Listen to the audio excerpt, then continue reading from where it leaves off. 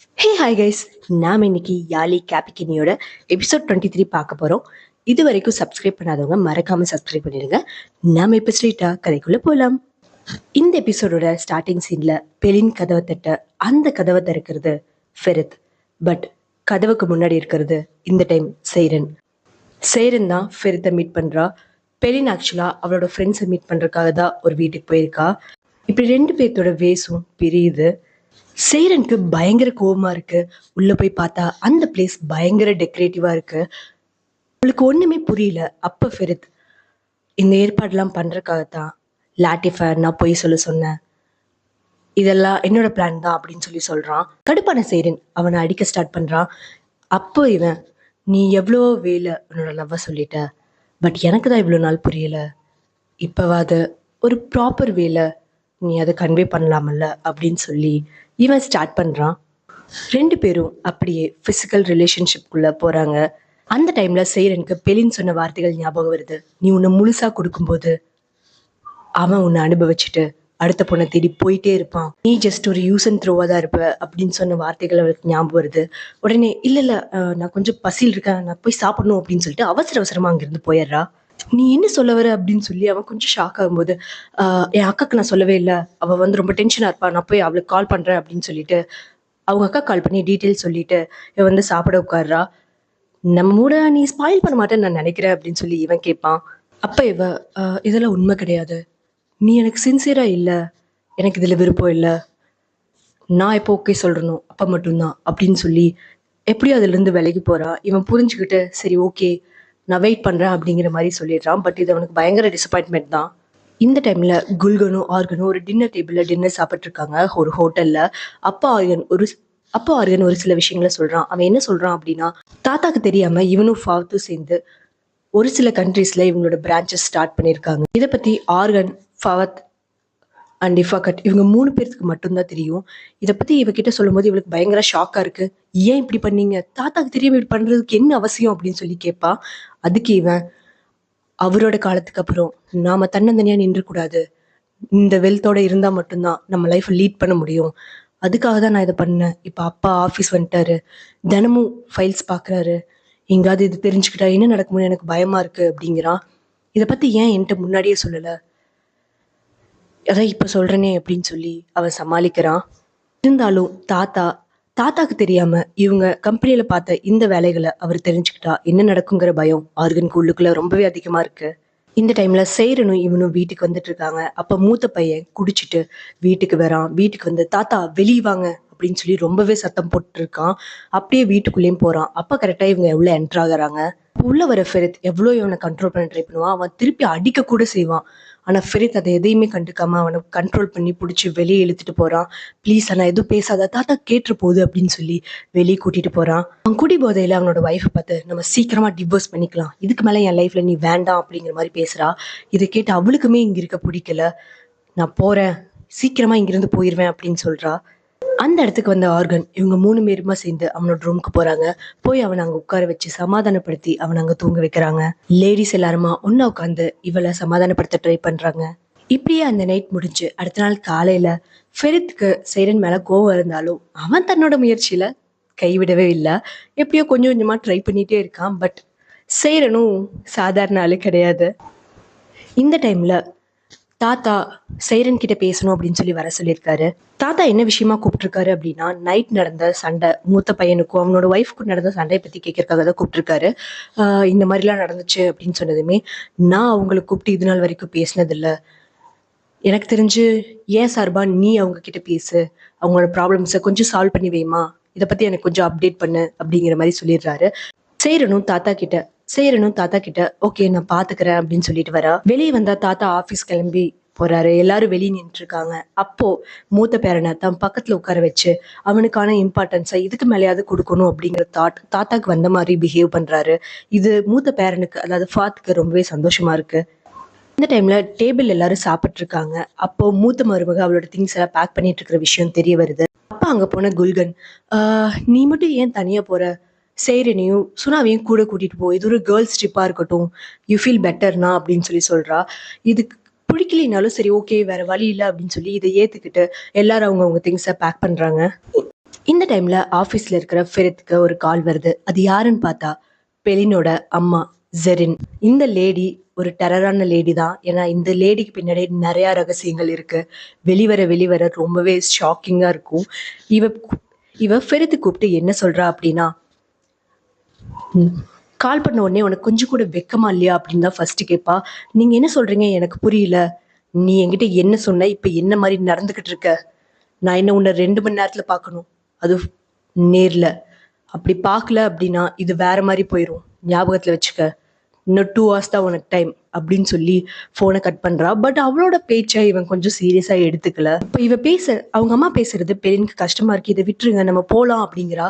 நான் இதுக்கு மேல எங்கேயும் போறது இல்ல, நான் இங்கதான் இருக்க போறேன். அவங்க பண்ண அத்தனைக்கும் அவங்க எனக்கு பதில் சொல்லி ஆகணும்.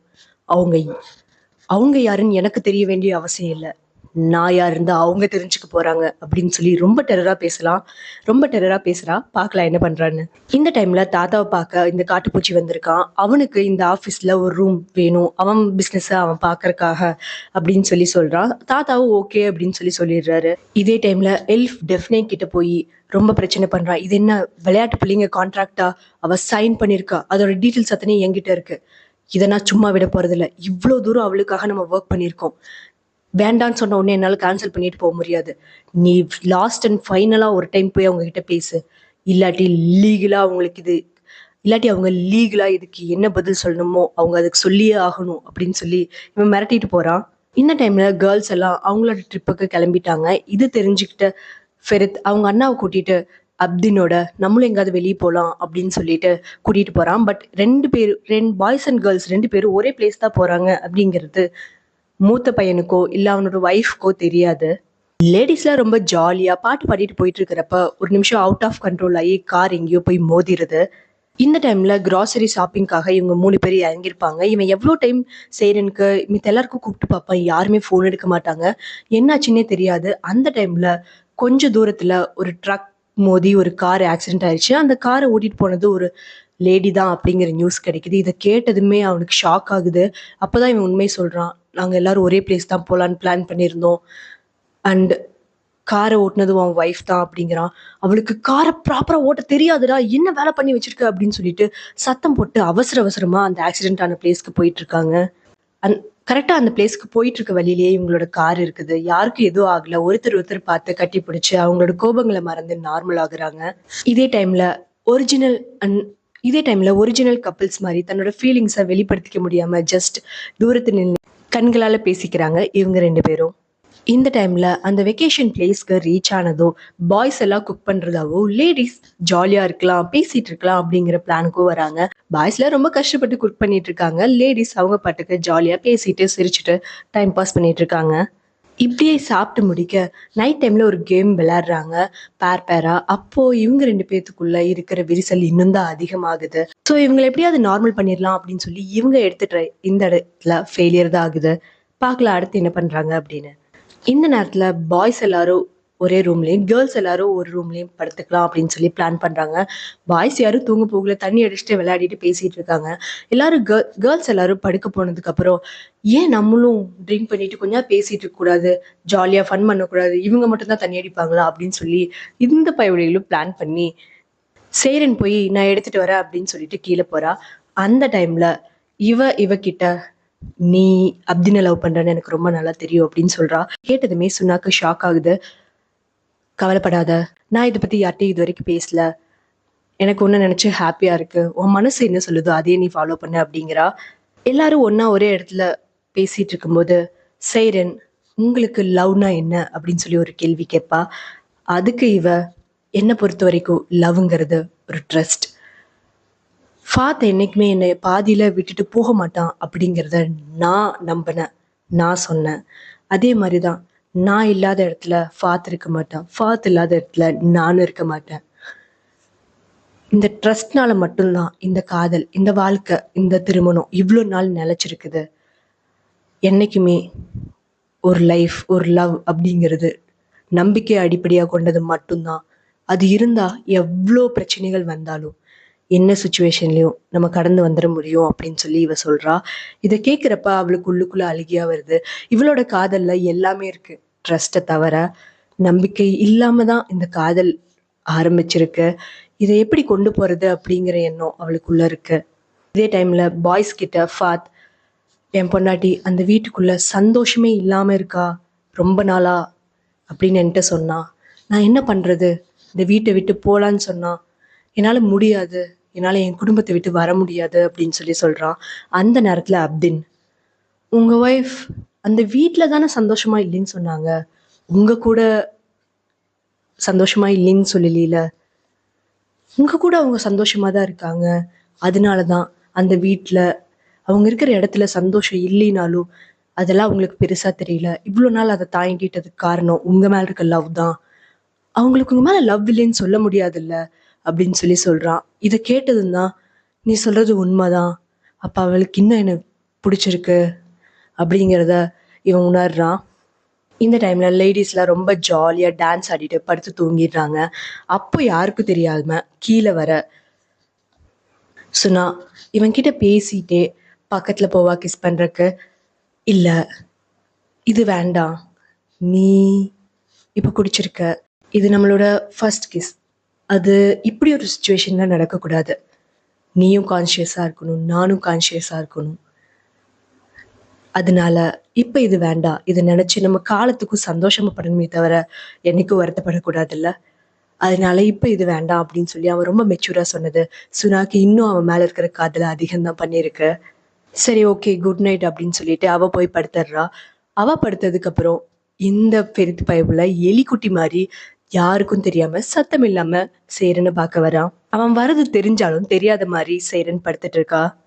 அப்ப ஃபெரித் பக்கத்துல வந்துமே, ஏய் நீ இங்க என்ன பண்ற, எல்லாரும் தூங்கிட்டு இருக்காங்க அப்படின்னு அவன் சொல்லும்போது, நீ என்னோட ஒய்ஃப், நான் உன்னை எவ்வளவு மிஸ் பண்ற தெரியுமா அப்படின்னு சொல்லிட்டு அவன் அங்கிருந்து கிளம்பி போயிடுறான். இப்படியே அடுத்த நாள் காலையில ஆகுது. அப்போ இவங்க 2 பேரும் பேசிட்டு இருக்காங்க. அப்போ இவங்க ரூம்குள்ள வர ஃபெரித், ஃபாதோ ஆஸ்மானும் பேசிட்டு இருக்காங்க அப்படின்னு சொல்லிட்டு அவனால முடிஞ்ச அளவுக்கு விட்டு போட்டு பாக்குறான். பட் முடியல. அவ இறங்கி கீழே வந்துடுறா. கீழே போய் பார்த்தா 2 பேரும் ஒண்ணு சேர்ந்துடுறாங்க. இந்த சந்தோஷத்துல இவங்க எல்லாரும் ஒருத்தர் மேல ஒருத்தர் ஸ்னோபால் எடுத்து அடிச்சு விளையாடி ரொம்ப ஜாலியா இருக்காங்க. அப்படியே அங்க இருக்கிற எல்லா ஃபன் ஆக்டிவிட்டிஸையும் பண்ணிட்டு ஜாலியா சாப்பிட்டு அந்த டேவை முடிஞ்ச அளவுக்கு ரொம்பவே சந்தோஷமா கொண்டு போறாங்க. இவங்க எல்லாரும் இப்படி சந்தோஷமா இருக்கிற இந்த நேரத்துல தாத்தாவை பாக்குறதுக்கு பெரியனோட அம்மா ஜெரின் அவரோட ஆஃபீஸ்க்கு போறா.